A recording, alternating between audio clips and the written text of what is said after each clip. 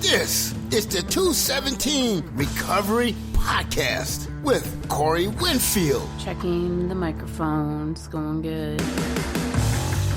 Hell yeah, it's going good. 19th December 2020. It's 217 Recovery Podcast. My name, Cletus Winfield. And joining me is my wife, Marina Winfield. How you doing, girl? I'm doing fine. Marnie Winfield here. Did you not get the email? We're doing accents the whole podcast tonight. No, Bringing we're not back doing old that. favorites, what we used to do back in the day. We had them crazy guys on here. I can't do That's that. a pretty funny accent. I don't think people are going to like it. You're making fun of white people. Just kidding. But we should do that one day. When we bet and you lose, we're going to do that. We're going to do accents the whole podcast. Yeah. Yelp. See, how can people take us seriously, though? Because we're having fun in recovery. That's serious. Right. That's serious. And they can always listen to the other ones if they don't like it. Which, by the way, Ray Green from Sanford House was on the last podcast on Thursday. It was a pleasure speaking with her. Did you listen to some of that? I did listen to it. She's a very intelligent woman, and I loved what she had to say. Like, she's somebody that I could just sit down and, like, all day I could just talk recovery with her. Mm-hmm. You know how you meet those kind of people, and you're just like, yeah. Yeah, she's very intelligent, and she's very in tune with kind of the reality of where recovery is right now for people and the challenges that we face. And, yeah, she knows the ins and outs of it all, so it was good to hear her. Yeah, and even though she's not in recovery herself, she is right there, you know, on the front line. So Yeah. big props to her, and thank you again, Ray, for coming on the podcast. I have someone else I want to talk about who's in the podcasting world. Mm-hmm. And one of the first people I ever listened to when I sat down and, all right, I'm going to Google or look up or whatever I did, Recovery Podcast, and hers popped up. That's Pastor Deb. Mm-hmm. But first, I have a bunch of things I want to run down. But I just don't know. There's so much stuff I don't even know where to start. Should I give an update on my ticket? Sure. Now, this was a month or so ago, and if you heard the podcast, George and Tony and I did, I reenacted how it went down.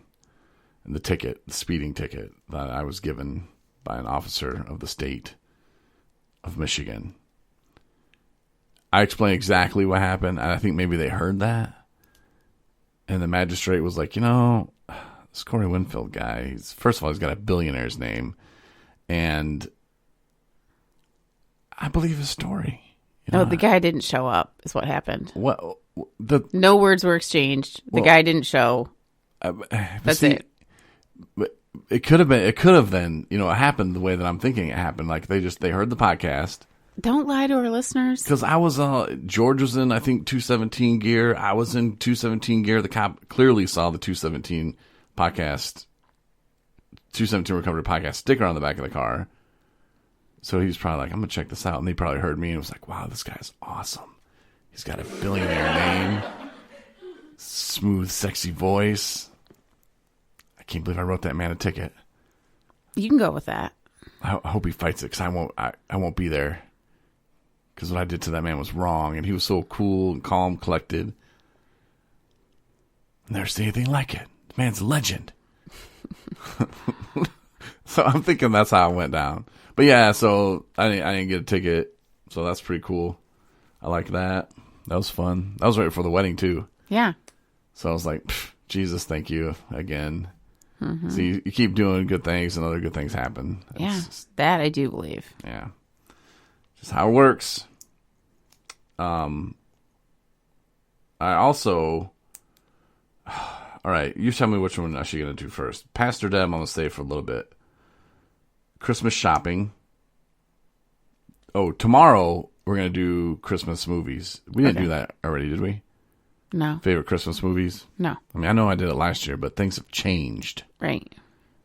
So that's tomorrow. Hope Not Handcuffs I'll just mention that real quick, that some people are like, what is it? Is the police station near my house? Are they participating? If you want to find out more about Hope Not Handcuffs, there's a link on our website, 217recovery.com. If you go there, it'll tell you pretty much everything you need to know, even how to contact for help if you need help, or maybe a loved one does. Just learn more about the program. Maybe how can you help? Like I said, there's a link, 217recovery.com. Also, a new donation page is up. And it's amazing. Oh, thanks. Yeah. Looks really cool. And there's something very cool that we're offering now. It's memberships. Yeah. And there's perks to these memberships. So if you're like, hey, I want to give $50, well, that'll get 2 people to a treatment center. With because we're not a transportation service, we're a nonprofit, and we help people in recovery. And one of those things that people need is rides. Mm-hmm. So, we provide that, and then do podcasts, blogs. Obviously, we have resources like I just mentioned on our website. So there's many different ways that we help. You go out and hit the streets, and there's sober living houses that you arrange dinners for, and stuff like that. So that's very cool. That's another thing that we do. So yeah, if you donate or become a member, there's different perks, different incentives, which we're gonna start doing, like videos. Like, hey, what's up, Corey? How you doing? Mm-hmm. I mean, I'll probably say more than that. Right. And people probably want to see you and Anna anyway, so whatever. Have you guys do videos, or I'll do videos, whatever, and just send them out like once a week. And that's for, I believe, the platinum. And then there's going to be just check it out, 217recovery.com. Mm-hmm. And sub at the top, click donate, go there. One thing I didn't check to see if the donate button actually worked, like if you went through and I didn't actually go through and donate $1 or anything. Mm-hmm. But I'm sure it does. I mean, it's the same as before. So, okay, so I updated the ticket. Letter to Whitmer. Wrote the governor a letter.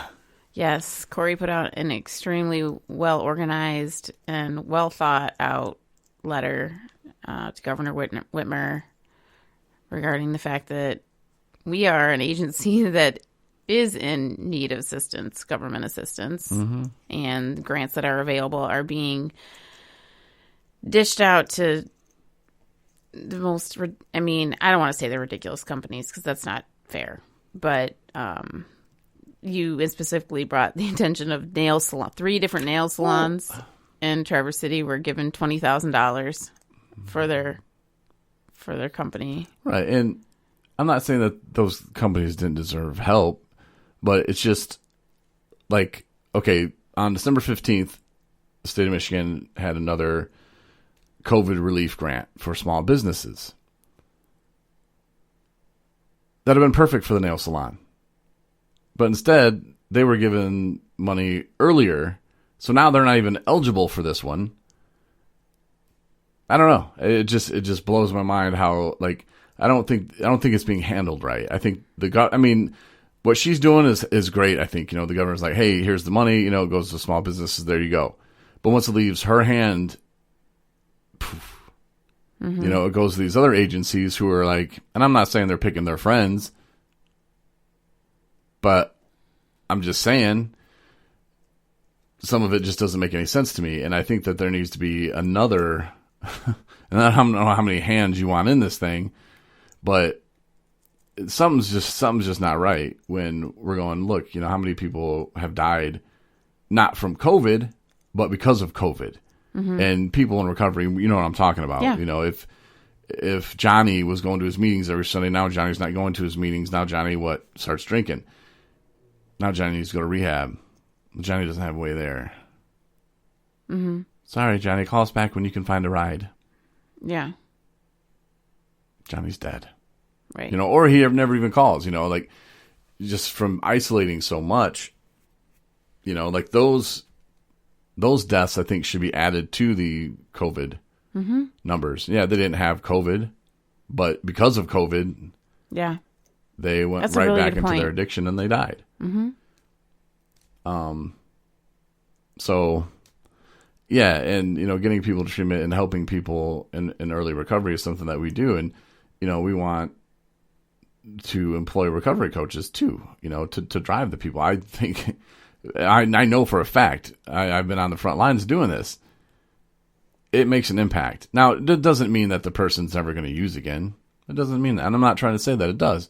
But the guidance, just by having a conversation, I'm not trying to be like, this is what you need to do and this is how are you going to, I don't say none of that stuff. Mm-hmm. But just having a conversation with them, feeling them out and just being real and not being afraid to say, yep, I know, man. Like, I was there. It gets better. Yeah. Inspiration, hope, give them a little bit of that. It goes a long way. That's something that really helped me out, inspiration and hope and finding a purpose. Mm-hmm. So, just sending them on a bus, a cab, an Uber. No, that's just a half-ass attempt and you're not doing anybody any good. Mm-hmm. Oh, you saved $30. Ooh, whoop-de-doo.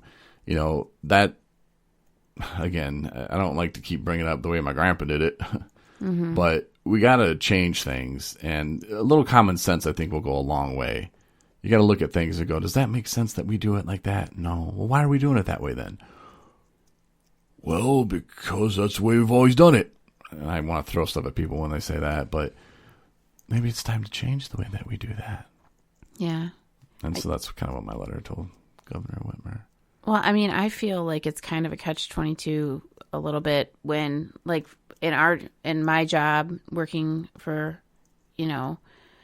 addiction agency, and kind of supervising different people that are in early recovery through in their daily life. Often I'll get compliments from that individual or from that individual's family or what have you, saying like, oh, what you do is so amazing. And, you've helped me. So, and it's nice to hear that, but I always take the time to say, you need to compliment yourself. Mm-hmm. You know what I mean? I'm here helping people help themselves, because at the end of the day, and they have to hear that. And I'm not trying to downplay where they are at that moment, because it's great that they're sober that day when they're telling me that, it's awesome. But they're the one who didn't pick up for those days in a row and in a row and in a row. I didn't have control of that, and I think it does feel good to get those compliments. But at the same time, they need to compliment themselves, because you're responsible for your own recovery. And unfortunately, you're responsible for your relapses as well. If that does happen, I've been in situations where people are literally so sick that all they want to do is blame another person for what happened, why they did what they did, why they picked up the drink, why they made that phone call to their dealer or whatever. And you can't do that. That can't be on anybody else's shoulders but your own. But you need to celebrate your successes for sure. And somebody said that it's like the person in early recovery, they're the CEO. We're just the secretary. Mm-hmm. Like we can, hey, let me get you this number. Okay, now you need to, but you're the CEO. You're the guy that's running your own life. You're the woman that's in charge. Like, you're the one who has to do it. Yeah. We'll show up. We'll be secretary for you. I'll get you some numbers, maybe some advice here or there, and the rest is on you. Though you're the one who makes the final call. Mm-hmm. So, and then the whole frontal brain thing that Ray was talking about. How it takes time to heal. I've heard that And Ray stated that she has heard, 6 months, 8 months to 2 years to 5 years. I mean, we've heard it all. It might depend on the drug of choice. It might depend on how much you used, and who knows, but the damage is done, and it does take time to heal, so we don't, just because you stop using doesn't mean poop. Hey, all right, I'm great. No, your brain's still trying to heal. Mm-hmm. A guy I had to take today home, had like a broken something. And he was talking about how that had to heal, and that he's kind of glad that he broke that, because he now looks at his brain the same way. Like, okay, well, if my leg or hip or whatever takes this long to heal, how long is my brain going to take? And so